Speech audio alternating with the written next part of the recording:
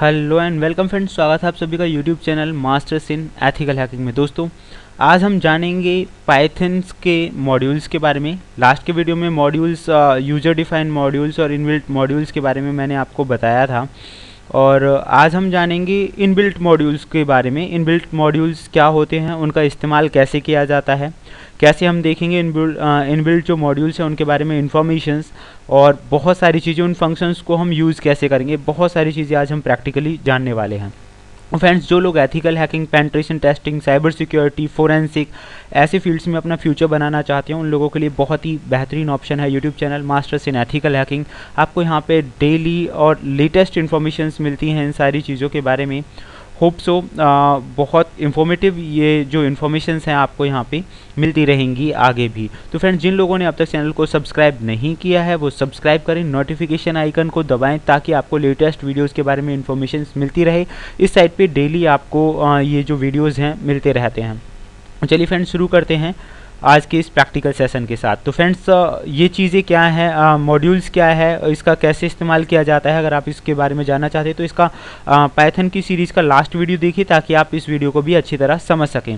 तो मैंने यहाँ पे इसे स्टार्ट कर दिया है, जूम कर लेते हैं हम इसे।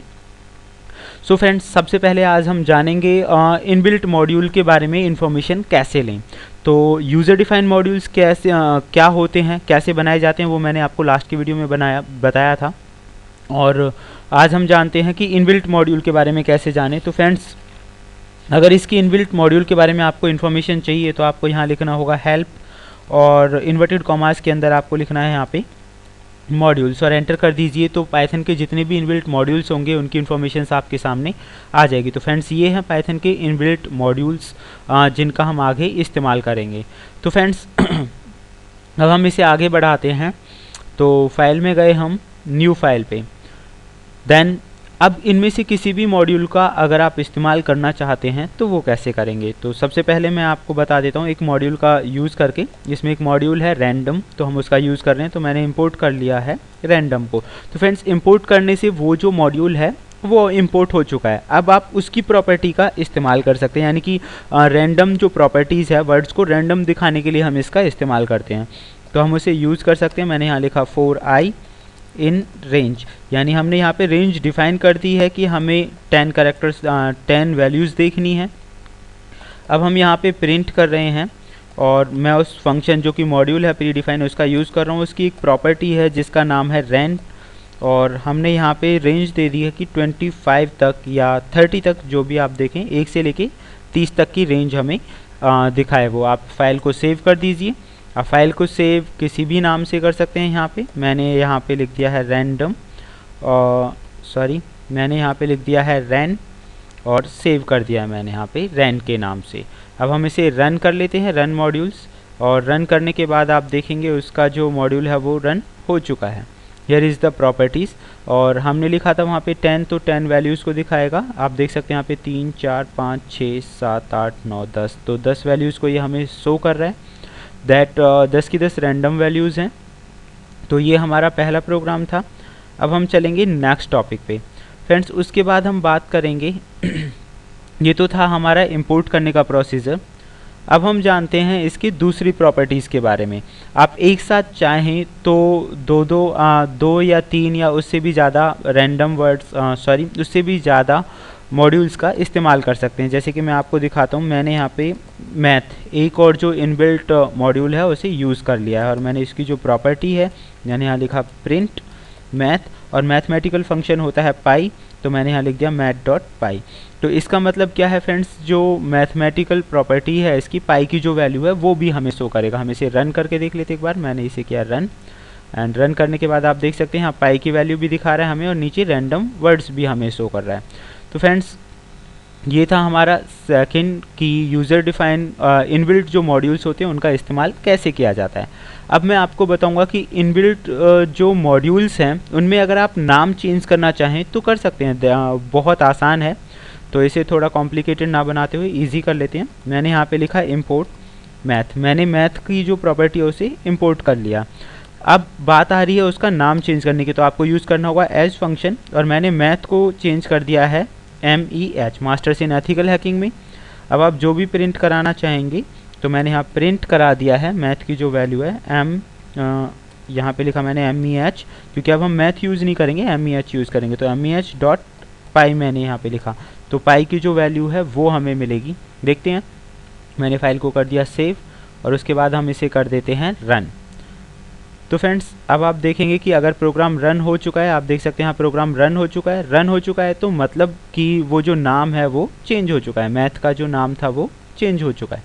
तो फ्रेंड्स इस तरह से आप इनबिल्ट जो मॉड्यूल हैं उनका जो नाम है उसे रीनेम भी कर सकते हैं। अब हम जानते हैं कि जो आप मॉड्यूल्स यूज़ करते हैं, तो मॉड्यूल्स एक टाइम में एक सेशन के दौरान एक ही बार एग्जीक्यूट होता है, उसकी जो प्रॉपर्टी है वो एक ही बार एग्जीक्यूट होती है, उसे आप मल्टी टाइम एग्जीक्यूट नहीं कर सकते। तो अगर आपको मल्टी टाइम उसे अलग अलग तरह से एग्जीक्यूट करना है तो उसके लिए आपको रीलोड करना पड़ेगा। तो मॉड्यूल को करना होता है रीलोड, तो उसके लिए आपको रीलोड फंक्शन का इस्तेमाल करना होगा। तो अब वो देखिए हम कैसे करेंगे। फॉर एग्ज़ाम्पल कोई भी जो प्रॉपर्टी है, हम यहाँ पे एक फ़ंक्शन बना लेते हैं कोई भी। तो सबसे पहले आपको फंक्शन क्रिएट करना है। मैंने यहाँ बना लिया DEF और यहाँ लिखा है फंक्शन। तो यहाँ मैंने एक फ़ंक्शन क्रिएट कर दिया है और उसकी जो प्रॉपर्टी है वो मैंने यहाँ पे लिख दिया है HELLO हेलो। मैंने फंक्शन की प्रॉपर्टी लिख दी है। तो दैट इज़ हम एक मॉड्यूल्स क्रिएट कर रहे हैं उसे, यानी कि मॉड्यूल को अलग अलग तरह से हम बात कर रहे हैं रीलोड करने के बारे में कि मॉड्यूल को रीलोड कैसे करते हैं। तो आप मैं इसे सेव कर देता हूँ। मॉड्यूल्स के लिए मैंने आप लोगों को बताया था कि आपको .py के साथ लिखना है, तो मैंने यहाँ पे मॉड्यूल लिख के .py लिख दिया है। अब इस नाम से ये हो गया है सेव। तो फ्रेंड्स जब भी आप इसे रन करेंगे तो इसकी सिंपल प्रॉपर्टीज़ ही आपको मिलेंगी, जो भी एक सिंगल प्रॉपर्टी, यानी कि मॉड्यूल तो हमारा बन चुका है। अब क्वेश्चन आता है कि हम उसे यूज़ करें। तो मैंने यहाँ पे लिखा इंपोर्ट और मॉड्यूल का जो नाम था मेरा वो हमने लिखा है मॉड्यूल ही, मॉड्यूल का नाम लिख दिया मैंने यहाँ पे मॉड्यूल। और उसका जो फंक्शन है हमने FUN के नाम से बनाया था, तो अब हमें यूज़ करना है वो फंक्शन। तो मैंने यहाँ लिखा मॉड्यूल .FUN, तो मॉड्यूल का जो फंक्शन है वो काम करना चाहिए। तो फ्रेंड्स आप देखिए हेलो उसकी प्रॉपर्टी थी वो यहाँ पे काम कर रहा है।